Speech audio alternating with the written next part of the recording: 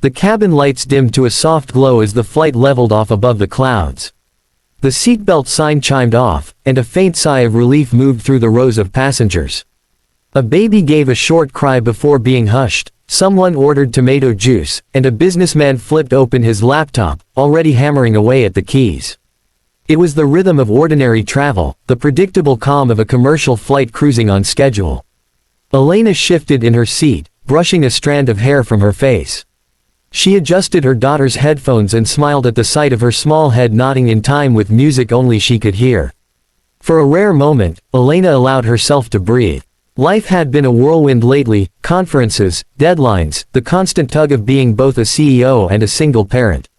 This flight, in its anonymity, was almost a refuge. No meetings, no calls, just the steady hum of engines carrying her across the sky.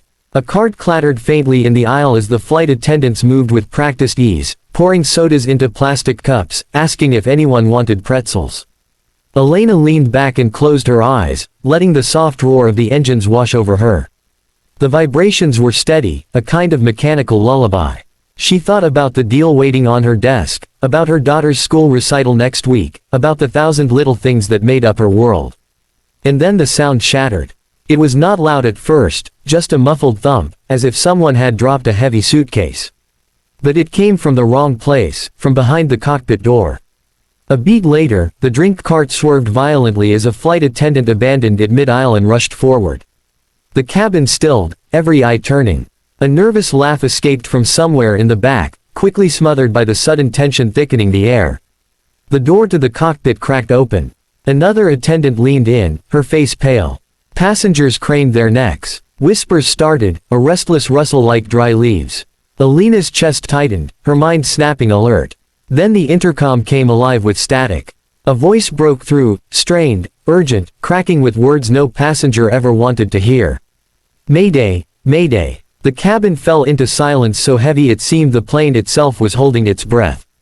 The cockpit door swung open wider, and the co-pilot stepped out, his uniform damp at the collar, his face drawn tight with panic.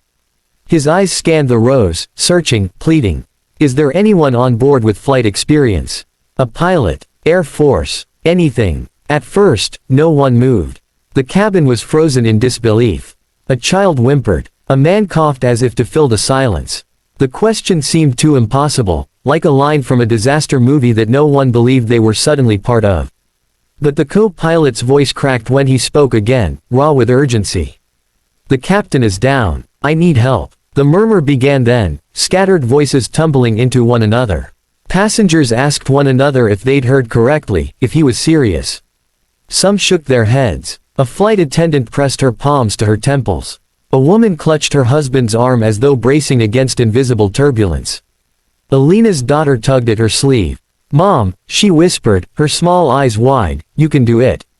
Elena froze. The words pierced deeper than any alarm.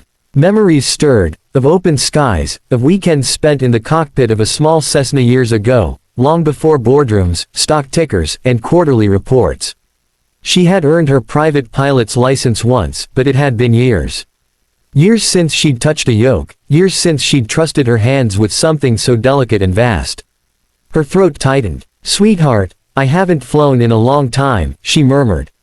But her daughter's gaze didn't waver. Around them, passengers looked lost, their fear mounting with every second.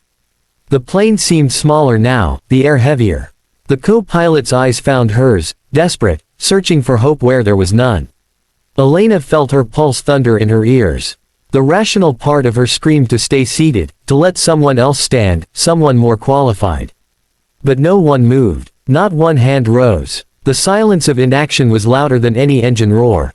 Her daughter's fingers curled into her own. Please, Mom, she whispered. Elena inhaled sharply, her decision crystallizing in the charged air. She unbuckled her seatbelt, the metallic click echoing like a gunshot in the hushed cabin. Passengers turned to watch, their eyes following her as she stood. The aisle stretched before her like a gauntlet. She took the first step forward. The cockpit was a storm of alarms and blinking lights. The captain slumped motionless in his chair, his head tilted to one side, the oxygen mask half hanging from its hook. The co-pilot struggled to steady the plane, his knuckles white around the controls, sweat streaking down his temple. When Elena stepped inside, the air smelled of burnt coffee, metal, and fear. He looked at her like a drowning man spotting a lifeline. "Can you fly?" he asked, voice hoarse.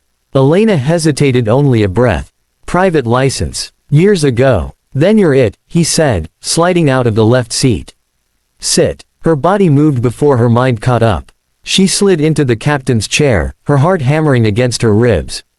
The controls looked familiar and foreign all at once, a language she used to speak fluently but had nearly forgotten. Her hands trembled as she wrapped her fingers around the yoke. The radio hissed alive. "Flight 227, we read your Mayday. Identify who is flying." Elena leaned forward, her voice steadier than she felt. "This is Elena Carter. I'm taking control." There was a pause, then the calm, clipped voice of air traffic control. "Copy that, Elena. We'll talk you through. Maintain altitude and prepare for emergency descent." The plane bucked in a pocket of turbulence, jolting her teeth together. Alarms chimed, panels flashed.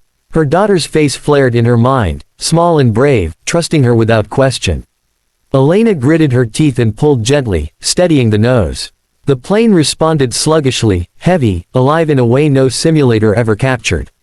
The co-pilot fed her instructions in bursts, flaps, throttle, headings, but her instincts began to reawaken, muscle memory guiding where logic faltered. The runway came into sight through a break in the clouds, a thin strip of salvation framed in endless gray. "Keep her level," the controller urged. "Bring her down easy." The descent was rough. The aircraft shuddered as the ground rushed closer, wheels straining to meet it. For a breathless moment, Elena thought she'd lost it, the nose too low, the speed too fast. She corrected, praying to muscle memory, to luck, to something beyond herself. The wheels struck the tarmac with a bone-rattling screech. The plane bounced, then slammed down again, the brakes screaming as it roared along the runway. And then, stillness. For a beat, the world was silent. Then applause and sobs erupted behind the cockpit door. Elena sat frozen, her hands still gripping the yoke, tears burning her eyes. She had boarded as just another passenger. She had landed as something else entirely.